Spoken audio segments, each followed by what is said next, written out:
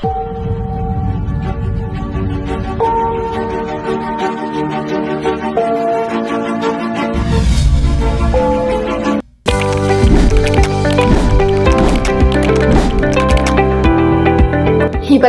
atau yang biasa dikenal dengan tekanan darah tinggi merupakan salah satu masalah yang paling sering ditemui di usia lanjut. Hasil Survei Kesehatan Indonesia tahun 2023 menunjukkan bahwa penderita hipertensi di masyarakat sebanyak 30,8%, di mana hanya 8,6% yang telah didiagnosis oleh dokter. Jadi, apa itu hipertensi? Apa saja faktor risikonya? Dan bagaimana tata laksananya? Mari kita simak pendapat ahli farmasi tentang ini. Seseorang akan didiagnosa hipertensi oleh dokter jika pada pemeriksaan yang berulang tekanan darah menunjukkan yaitu pada tekanan sistolik 140 mm raksa lebih dan juga pada tekanan diastolik 90 mm raksa lebih. Namun, pengukuran tersebut harus dalam pengukuran yang berulang dan lebih dari satu kunjungan, serta mempertimbangkan faktor risiko yang dimiliki oleh pasien.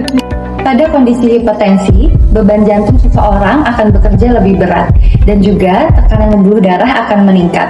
Oleh karena itu, tekanan darah yang tidak terkontrol akan menyebabkan beberapa komplikasi seperti penyakit jantung, stroke, ataupun gangguan kardiovaskular lainnya.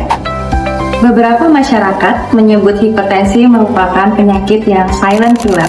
Kenapa seperti itu? Karena gejala yang dialami pasien terkadang tidak terlihat. Namun, hipertensi yang tidak terkontrol akan mengakibatkan kerusakan organ jika tidak tertangani. Untuk mencegah hipertensi, masyarakat perlu mengetahui apa saja faktor risiko yang menyebabkan hipertensi. Faktor risiko yang menyebabkan hipertensi terbagi menjadi dua. Ada yang bisa dimodifikasi dan juga ada yang tidak bisa dimodifikasi. Yang pertama, untuk yang bisa dimodifikasi ialah gaya hidup, seperti kebiasaan merokok, makan makanan yang berlemak atau kolesterol jahat. Berat badan berlebih, kemudian faktor lingkungan atau polusi lingkungan juga sangat berpengaruh terhadap salah satu penyebab dari hipertensi. Faktor lainnya yang tidak dapat dimodifikasi yaitu riwayat keluarga, di mana beberapa penelitian menyatakan genetik merupakan salah satu faktor resiko hipertensi yang bisa terjadi di pasien. Tata laksana hipertensi bisa dimulai dengan merubah gaya hidup seperti berolahraga, kemudian menjaga berat badan, dan menghindari kebiasaan-kebiasaan seperti merokok. Namun, pada beberapa pasien yang sudah terdiagnosis hipertensi, maka pengobatan obat antihipertensi diperlukan.